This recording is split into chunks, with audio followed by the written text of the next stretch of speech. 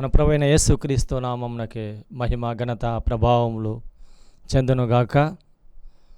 ఇట్టి గొప్ప అవకాశం ఇచ్చినటువంటి మన రాయలసీమ అధ్యక్ష మండల పీఠాధిపతులైనటువంటి the right reverend doctor P Isaac Varaprasad bishop తండ్రిల వారికి ప్రత్యేకమైన వందనములు తెలియజేస్తున్నాను. అదేవిధంగా శ్రీమతి సిడి భారతి తల్లి గారికి ప్రత్యేకమైన వందనాలు తెలియజేస్తున్నాను. రాయలసీమ అధ్యక్ష మండలంలో యూత్ బోర్డ్ చైర్మన్ అయినటువంటి రెవరెండ్ బెన్హర్ బాబుకు వందనములు తెలియజేస్తున్నాను. యూత్ బోర్డ్ డైరెక్టర్ అయినటువంటి అన్ని మోజెస్ అన్నగారికి ప్రత్యేకమైన వందనములు తెలియజేస్తున్నాను. రాయలసీమ అధ్యక్ష మండలంలో ఉన్న గురువులందరికీ, అదేవిధంగా సంఘ విశ్వాసులకు ప్రత్యేకమైన వందనములు తెలియజేస్తున్నాను. ప్రార్థించుకుందాం. పరిశుద్ధుడా, మహోన్నతుడా, నీ పాదాలకు వందనాలు, నీకే స్తోత్రాలు. అయా గొప్ప అవకాశం ఇచ్చావయ్యా, నీకే స్తోత్రములు, నీకే స్తుతులు చెల్లిస్తున్నాం. నీవే మాతో మాట్లాడండి. నీ మెల్లైన స్వరాన్ని వినిపించమని అడుగుచున్నాం. వినబోచిన ప్రతి ఒక్కరికి ప్రభా వారి హృదయాలలో నీ వాక్యము చేత అయా నీ బిడలను దీవించమని ఆశీర్వదించమని అడుగుచు ఆశిస్తూ మా ప్రార్థన ఆలకించమని క్రీస్తు నామములో అడుగుచున్నాము తండ్రి, ఆమేన్. ప్రభునందు ప్రేమైన వారలారా, వాక్యము యోహాను సువార్త 15వ అధ్యాయం 1 నుంచి 8 వచనాలు లేఖన భాగాన్ని ఆధారంగా చేసుకొని క్రమశిక్షణ డిసిప్లైన్. యోహాను సువార్త 15వ అధ్యాయం 1 నుంచి 8 వచనాలను ఆధారంగా చేసుకొని క్రమశిక్షణ అనే వాక్య అంశము డిసిప్లైన్. మానవ జీవితంలో విద్యార్థి దశ, యవ్వన కాలపు దశ చాలా ప్రాముఖ్యమైన దశలు. విద్యార్థి దశ, యవ్వన కాలపు దశ చాలా ప్రాముఖ్యమైన దశలు. ఒక విద్యార్థి కానీ, ఒక వ్యక్తి కానీ సమాజంలో ఉన్నత శిఖరాలను అధిరోహించాలంటే క్రమశిక్షణతో కూడిన జీవితము చాలా ప్రాముఖ్యమైనది. క్రమశిక్షణతో కూడిన జీవితం చాలా ప్రాముఖ్యమైనది. క్రమశిక్షణ అనగా ప్రవర్తన నియమావళి.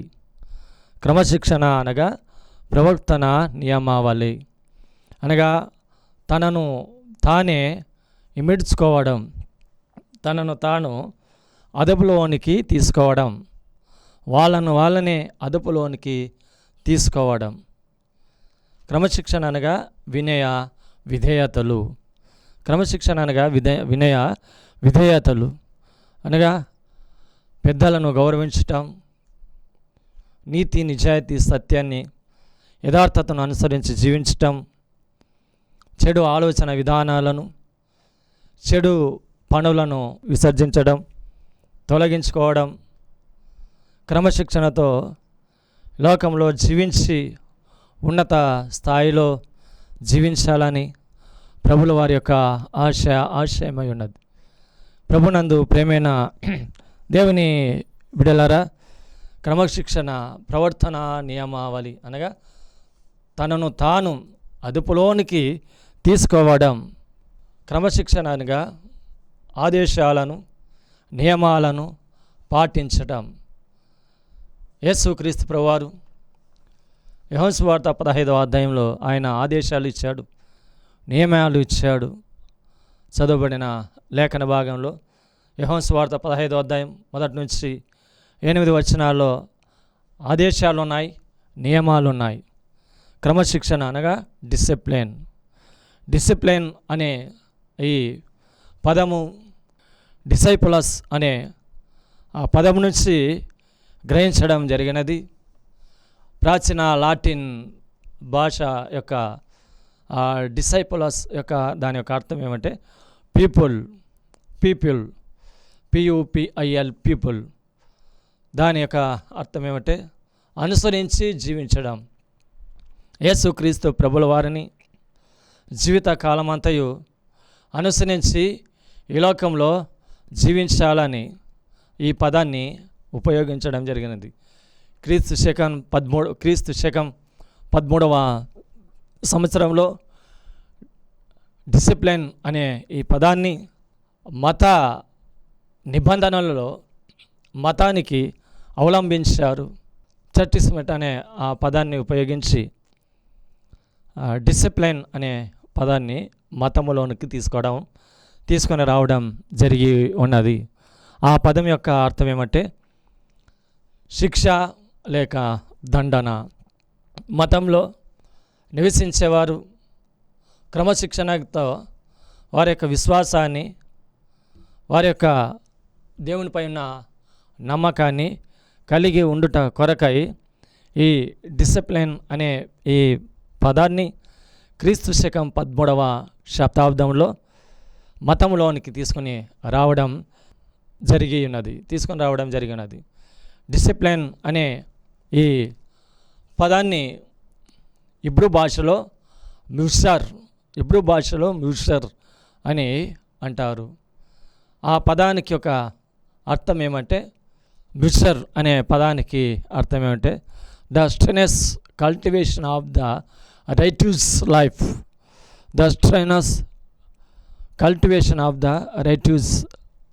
లైఫ్. శ్రమ, శక్తి, నిజాయితీతో జీవించాలి అని ఈ పదం యొక్క అర్థమై ఉన్నది. అదేవిధంగా గ్రీక్ భాషలో ఈ డిసిప్లిన్, క్రమశిక్షణ అనే ఈ పదాన్ని గ్రీక్ భాషలో ఏమంటారంటే పైడియా అనగా ఎడ్యుకేషన్. భౌతికంగాను, మానసికంగాను, సాంస్కృతిక పరంగాను విస్తృతమైన జ్ఞానోదయ పరిణతి చెందుట కొరకై క్రమశిక్షణ జీవితము అవసరమై ఉన్నది. పైడియా అనగా ఆ మాటకు అర్థం ఏమంటే భౌతిక, మానసిక, సాంస్కృతికంగా విస్తృతమైన జ్ఞానోదయ పరిణతి చెందుట కొరకై క్రమశిక్షణ జీవితము అవసరమై ఉన్నదని ఈ పదం యొక్క అర్థము. మొదటి ఉపాంశంగా క్రమశిక్షణ, మొదటి ఉపాంశంగా యేసుక్రీస్తు ప్రభువారు తెలియజేసిన ఈ మాటలలో దేవుని యందు నిలిచి ఉండుట. దేవుని యందు ఏ విధంగా మనం నిలిచి ఉండగలం? పౌలు భక్తుడు కొలసీలకు రాసిన పత్రిక 1వ అధ్యాయం 23వ వచనంలో వ్రాయబడిన మాట ఏమంటే స్థిరమైన పునాది వలె దృఢంగా ఉండుడి. పునాది వలె మీ విశ్వాసం కలిగి ఉండాలి, అనగా విశ్వాసమందు నిలిచి ఉండాలనే మాటను అక్కడ తెలియజేశాడు. ఆ విశ్వాసమందు ఏ విధంగా నిలిచి ఉండగలం? ఒక ఇంటిని నిర్మాణం చేపట్టినప్పుడు, ఒక గృహాన్ని నిర్మాణం చేపట్టినప్పుడు ప్రాముఖ్యంగా పునాది ఏ విధంగా అయితే స్థిరంగా బలంగా ఉంటే ఆ గృహాన్ని, ఆ ఇంటి నిర్మాణం బలంగా కొన్ని సంవత్సరాల కాలం వరకు ఆ విధంగా స్థిరంగా ఉంటుందని, అదేవిధంగా క్రైస్తవ విశ్వాస యొక్క ఆ విశ్వాసం కూడా స్థిరంగా పునాది వలె ఉండాలని వాక్యంలో వ్రాయబడిన మాట. ప్రభునందు ప్రేమైన దేవుని బిడ్డలారా, మొదటి ఉపాంశంగా దేవుని యందు నిలిచి ఉండుట. దేవుని యందు ఏ విధంగా నిలిచి ఉండగలం? పౌలు భక్తుడు తెలియజేస్తున్నాడు కొలస్సీలకు రాసిన పత్రిక 1వ అధ్యాయం 23వ వచనంలో విశ్వాసమందు నిలిచి ఉండాలి. విశ్వాసమందు ఏ విధంగా నిలిచి ఉండాలంటే ఒక పునాది, స్థిరమైన పునాది వలె ఉండాలని పౌలు భక్తుడు తెలియజేస్తున్నాడు. స్థిరమైన పునాది అనగా ఒక గృహాన్ని నిర్మాణం చేపట్టినప్పుడు, ఒక ఇంటిని, ఒక నూతనమైన గృహాన్ని నిర్మించబోయే ముందు ఒక బలమైన పునాది, స్థిరమైన పునాది, దృఢమైన పునాది వలన ఆ పునాది మీద నుంచి ఇల్లు నిర్మాణం చేపడుతున్నాడు. కాబట్టి ఒక క్రైస్తవుడు ఆయన యొక్క విశ్వాసం కూడా స్థిరంగా, బలంగా, స్థిరమైన పునాది వలె ఉండాలని వాక్యంలో పౌలు భక్తుడు తెలియజేస్తున్న మాట. ప్రభునందు ప్రేమైన దేవుని బిడ్డలారా, మత్తయి సువార్త 7వ అధ్యాయం 24వ వచనం నుంచి 27వ వచనం వరకు అక్కడ యేసుక్రీస్తు ప్రభువారు స్వయాన తెలియజేస్తున్న మాట ఏమంటే, ఒక 2 గృహాల గురించి ఆయన తెలియజేశాడు. అనగా బండ మీద కట్టబడిన ఇల్లు, ఇసుక నేల మీద కట్టబడిన ఇల్లు. బండ మీద పునాది వేసిన ఇల్లు ఎన్ని వరదలు వచ్చినా, ఎన్ని శ్రమలు వచ్చినా, శోధనలు వచ్చినా ఆ ఇల్లు స్థిరంగా ఉంటుంది. ఆ ఇల్లు స్థిరంగా ఉంటుంది. అనగా వరదలు, తుఫాను, గాలి, పెనుగాలి, అనగా శ్రమలు, శోధనలు, ఆర్థిక ఇబ్బందులు, మానసిక వ్యసనాలు, అనారోగ్య పరిస్థితులు వచ్చినా కూడా క్రీస్తునందు విశ్వాసం స్థిరమైన పునాది వలె ఉంటుందని మత్తయి సువార్తికుడు తెలియజేస్తున్నమాట.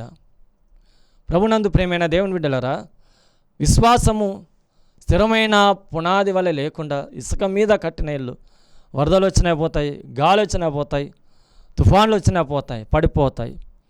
కాబట్టి విశ్వాసమందు, దేవుని యందు విశ్వాసం స్థిరమైన పునాది వలె ఉండాలని భక్తులు తెలియజేస్తున్న మాట. ప్రభునందు ప్రియమైన దేవుని బిడ్డలారా, రెండవదిగా వాక్యమందు నిలిచి ఉండాలి. మొదటిది విశ్వాసమందు నిలిచి ఉండాలి. రెండవది వాక్యమందు నిలిచి ఉండాలి. యోహాను రాసిన మొదటి పత్రిక 2వ అధ్యాయం 5-6 వచనాలలో రాయబడిన మాట, ఎవరైతే వాక్యమందు నిలిచి ఉంటారో వారిలో దేవుని ప్రేమ పరిపూర్ణంగా ఉంటుందని యోహాను భక్తుడు తెలియజేస్తున్న మాట. వాక్యమందు నిలిచి ఉండాలి అనగా వాక్యానుసారంగా నిలిచి ఉండాలి. యోహాను సువార్త 15వ అధ్యాయం 7వ వచనంలో వ్రాయబడిన మాట, ఎవరైతే నా మాట మీద నిలిచి ఉంటారో, నాయందు మీరును మీ యందు నా మాటలను నిలిచి ఉండునో అనే మాట ఇక్కడ తెలియజేస్తున్నాడు. కాబట్టి దేవుని వాక్యం మీద నిలిచి ఉండాలి. దేవుని మాట యందు నిలిచి ఉండాలి. దేవుని మాట యందు నిలిచి ఉండేలా వారిలో దేవుని యొక్క ప్రేమ పరిపూర్ణంగా ఉంటుందని వాక్యంలో రాయబడిన మాట. ప్రభునందు ప్రేమైన దేవుని బిడ్డలారా, దేవునిలో ఇంకా ఏ విధంగా నిలిచి ఉండగలం? యోహాను సువార్త 6వ అధ్యాయం 56వ వచనంలో వ్రాయబడిన మాట, నా శరీరాన్ని తిని నా రక్తాన్ని త్రాగువాడే ఆయన నాలోను నేను ఆయనలోను నివసించుదుము అనే మాట ఇక్కడ రాయబడిన మాట. ఆయన శరీరంను, ఆయన యొక్క రక్తాన్ని త్రాగువాడు ఆయన నాలోను నేను ఆయనలోను నివసిస్తామనే మాట వ్రాయబడింది. ప్రభునందు ప్రేమైన దేవుని బిడ్డలారా, దేవుని సంగమ, దేవునిలో మనం నిలిచి ఉండాలి. విశ్వాసమందు నిలిచి ఉండాలి. వాక్యానుసారంగా నిలిచి ఉండాలి. ఆయన యొక్క శరీరాన్ని, ఆయన యొక్క రక్తాన్ని భుజించే విషయంలో క్రీస్తులో మనము నిలిచి ఉండాలి అని వాక్యంలో రాయబడింది.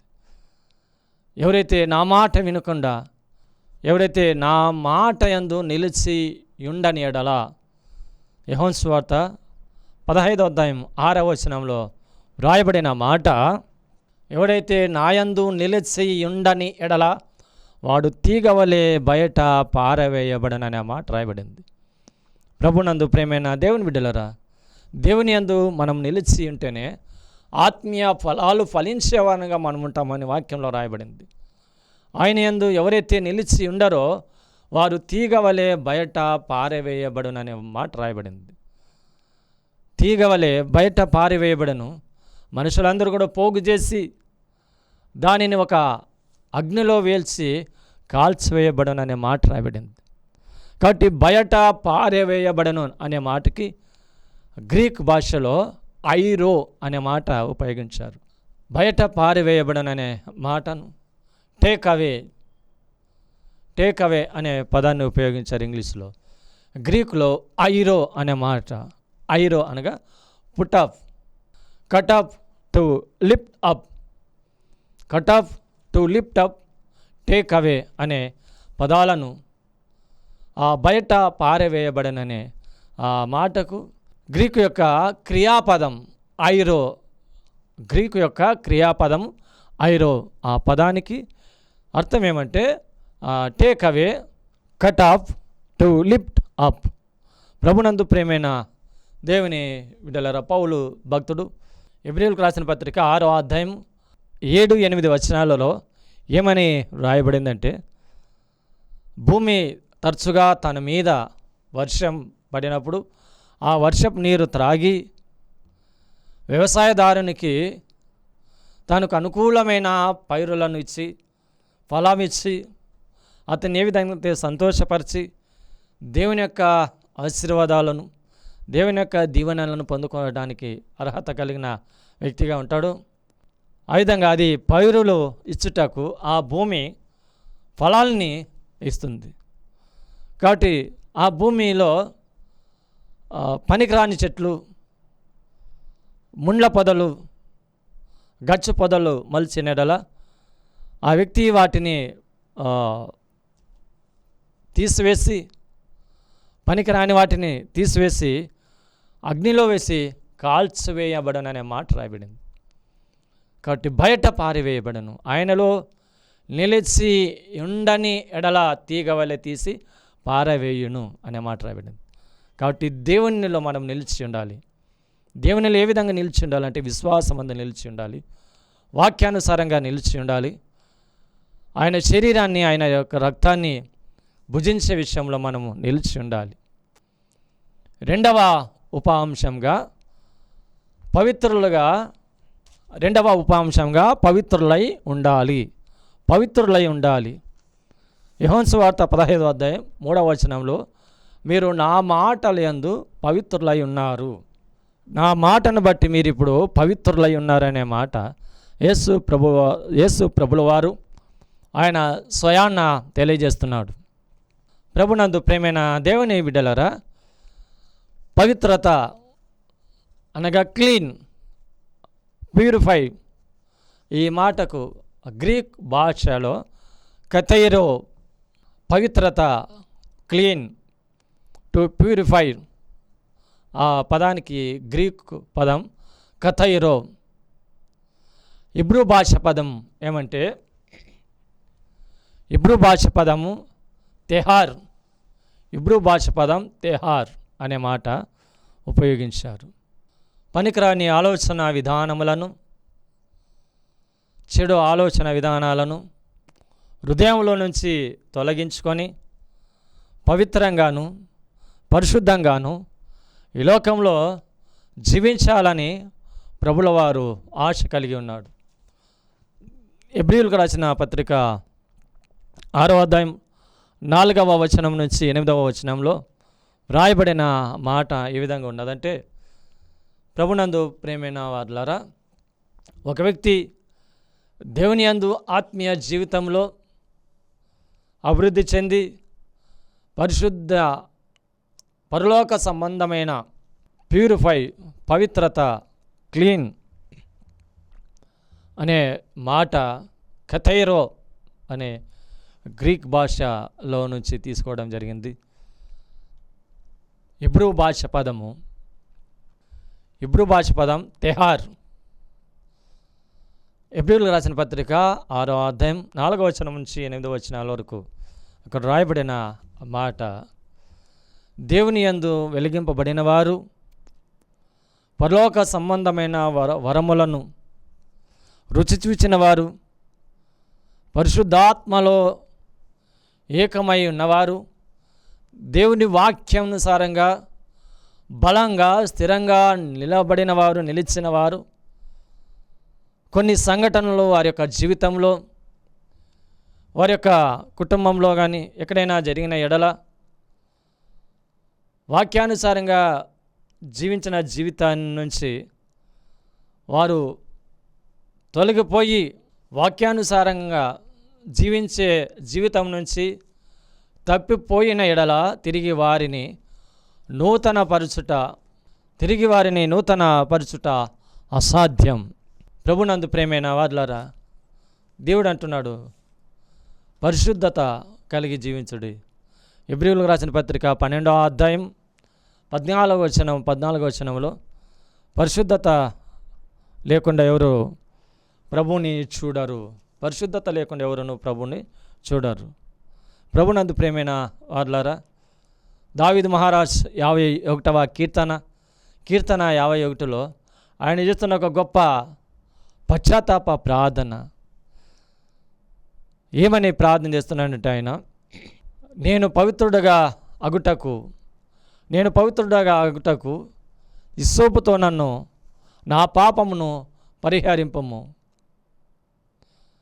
హిమము కంటే తెల్లగా నన్ను కడిగి వేయమని దావీదు మహారాజు ఆయన చేస్తున్న గొప్ప ప్రార్థన. ఇస్సోపుతో నన్ను కడుగుము, హిమము కంటే నన్ను తెల్లగా చేయము, ఇస్సోపుతో నా పాపాన్ని పరిహరింపమని ఆయన చేస్తున్న గొప్ప ప్రార్థన. ఆదికాండం 49వ అధ్యాయం 11వ వచనంలో యాకోబు తన కుమారులను దీవిస్తూ యూదాతో అంటున్న మాట, ద్రాక్ష రసములో తన బట్టలను, ద్రాక్షాల రక్తములో తమ వస్త్రములను ఉతుకుదుననే మాట ఇక్కడ ఆదికాండము 49వ అధ్యాయం 11వ వచనంలో రాయబడిన మాట. ద్రాక్ష రసములో తమ బట్టలను, ద్రాక్ష రక్తములో తమ వస్త్రములను ఉదుకుననే మాట వ్రాయబడింది. కాబట్టి ప్రభునందు వారులారా, ద్రాక్ష యేసుక్రీస్తు ప్రభువారు తన పత్రికలు అనేకసార్లు, తన సువార్త భాగంలో అనేకసార్లు తెలియజేస్తున్నాడు. ఆదికాండం 49వ అధ్యాయంలో 11వ వచనంలో ద్రాక్షవల్లిని, యెషయా గ్రంథం 5వ అధ్యాయంలో ద్రాక్షవల్లి మనకి ఇశ్రాయేలు జనాంగాన్ని పోలుస్తూ దేవుడు తెలియజేస్తున్న మాటలు. ప్రభునందు ప్రేమైన వార్లారా, బహుగా ఫలించాలి. మూడవ అంశం ఏమంటే, మూడవ ఉప అంశము బహుగా ఫలించాలి. మొదటి ఉప అంశము దేవునిలో నిలిచి ఉండాలి. రెండవ ఉప అంశం పవిత్రులై ఉండాలి. దేవునిలో ఎవరైతే నిలిచి ఉంటారో వాళ్ళు పవిత్రులుగా ఉంటారు. ఎవరైతే పవిత్రులుగా ఉంటారో వారు బహుగా ఫలించేవారుగా ఉంటారు. వారు క్రమశిక్షణలో ఎదిగేవారుగా వారు ఉంటారు. ప్రభునందు ప్రేమైన దేవుని బిడ్డలరా, ప్రముఖ వేదాంతవేత్త క్లర్క్ ఆయన ఏమని తెలియజేస్తున్నాడంటే, ప్రముఖ వేదాంతవేత్త క్లర్క్ ఏమని తెలియజేస్తున్నాడంటే, విశ్వాసంలో, పవిత్రతలో, దేవుని వాక్యంలో బలంగా జీవించి పాపానికి దూరంగా ఉండేవారు బహుగా ఫలిస్తారనే మాట క్లర్క్ అనే ఆయన తెలియజేస్తున్నాడు. విశ్వాసములో, వాక్యములో, పవిత్రతలో బలంగా ఉన్నవారు పాపానికి దూరంగా ఉండి వారు బహుగా ఫలిస్తారనే మాట ఆయన తెలియజేశాడు. మత్తయి సువార్త 13వ అధ్యాయం 23వ వచనంలో యేసు ప్రభువారు విత్తనాల గురించి తెలియజేస్తున్న మాట ఏమంటే, మంచి నేలను పండిన విత్తనము. మత్తయి సువార్త 13వ అధ్యాయం 23వ వచనం, మంచి నేలను పడిన విత్తనము అది బహుగా ఫలించి 30 అంతలు 60 అంతలు 100 అంతలుగా ఫలించును అనే మాట యేసు ప్రభువారు స్వయాన్ని తెలియజేస్తున్న మాట. ప్రభునందు ప్రేమైన దేవుని బిడ్డలారా, స్పర్జన్ అనే ఆయన వేదాంతవేత్త ఆయన ఏమని తెలియజేస్తున్నాడు? స్పర్జన్ అనే ఆయన ఏమని తెలియజేస్తున్నాడంటే, ఆత్మీయ జీవితంలో ప్రతి ఒక్కరూ జీవించి ప్రతి ఒక్కరు కూడా దేవుని రాజ్యమునకు, పరలోక రాజ్యమునకు వారసులుగా ఉండుట కొరకై మీరు ఫలించాలని యేసుక్రీస్తు ప్రభువారి యొక్క ఆకాంక్ష, అభిలాషాన్ని ఆయన తెలియజేస్తున్నాడు. ప్రతి ఒక్కరూ ఆత్మీయ జీవితంలో జీవించి పవిత్రత కలిగి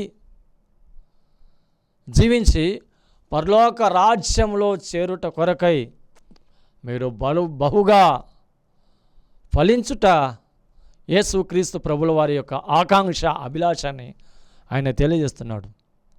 ప్రభునందు ప్రేమైన దేవుని బిడ్డలరా, దేవుని వాక్యాన్ని వింటున్న వారులారా, క్రమశిక్షణ కలిగి ఈ లోకంలో ప్రతి మానవుడు, ప్రతి ఒక్కరూ జీవించాలి. అది సెక్యులరిజంలో కానీ, రిలీజియన్లో కానీ, పాఠశాల దశ విద్యార్థులకు చాలా ప్రాముఖ్యమైన దశ. టీచర్ చెప్పిన పాఠాన్ని విద్యార్థులు క్రమానుసారంగా శ్రద్ధతో, వినయ విధేయతతో, ప్రవర్తన నియమాలని పాటిస్తూ జీవించి వారి యొక్క ఉన్నత స్థాయిలో మంచి బహుమానాన్ని మంచిగా ఫలించేవారుగా ఉండాలి.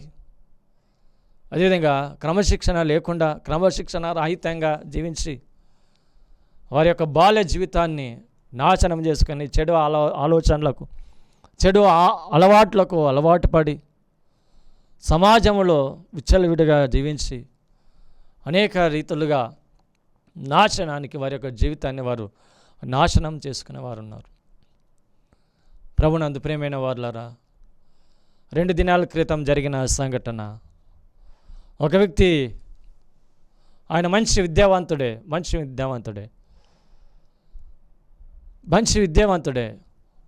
ఒక టీచర్ అనుకుంటా. ఆయన బాగా మత్తు త్రాగి ఆ సిగరెట్ సగం త్రాగి కింద వేశాడు. ఆ కాలుతున్న సిగరెట్ని ఆ విధంగా కింద పారేశాడు. ఆయన మంచి మీద పడుకున్నాడు. ఆ సిగరెట్ కాలుతూ పేపర్లన్నీ కూడా అంటుకున్నాయి. అదేవిధంగా ఆయన పండుకున్న మంచం, ఆ బల్ల, ఆ పరుపు అంతా కూడా అంటుకొని ఆ విధంగా సజీవ దహనమయ్యాడు. క్రమశిక్షణ రాహిత్యంగా అనగా చెడు అలవాట్లకు, చెడు ఆలోచనలకు బానిసై ప్రాణాలనే కోల్పోయే స్థితిలో ఉన్నారు మానవ సమాజం.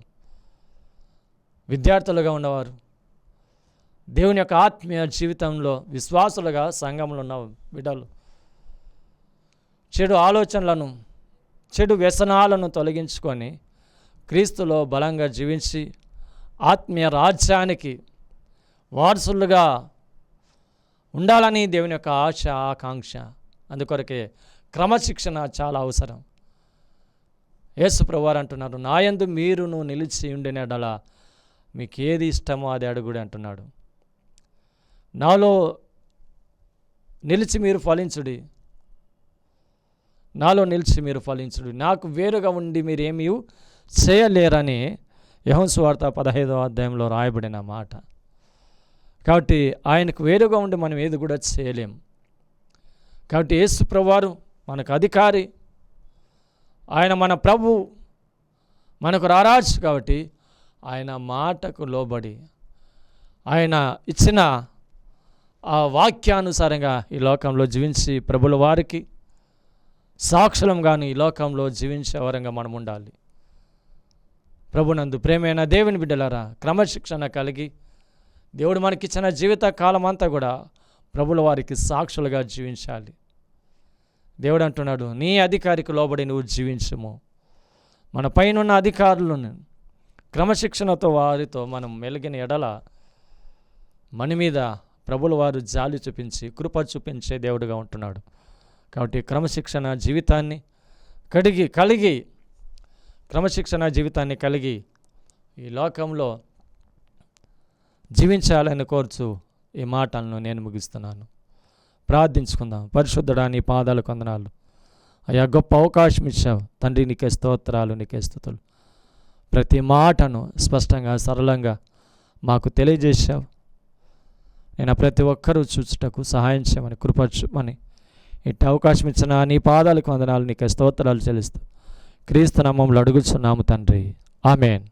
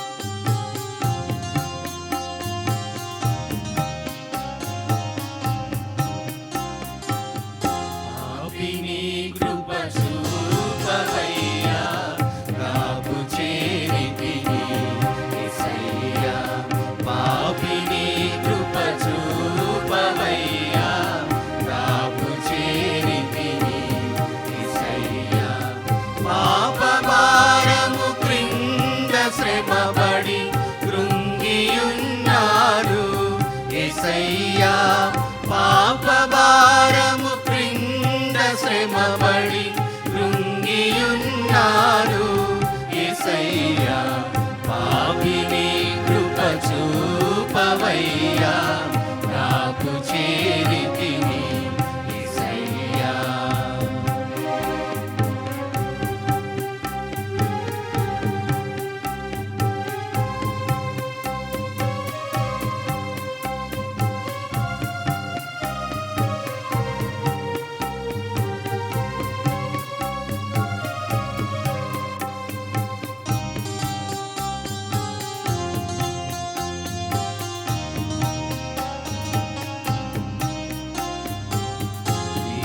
లేని నాదు జీవిత మేలనికనయ్యా యేసయ్యా, నీతి లేని నాదు జీవిత మేలనికనయ్యా యేసయ్యా, నీతి గరపి బ్రోవుమయ్యా, నీతి నిలవయ్యా యేసయ్యా, నీతి గరపి బ్రోవుమయ్యా, నీతి నిలవయ్యా యేసయ్యా, పాపిని కృప చూపవయ్యా, నాకు చేరితిని యేసయ్యా.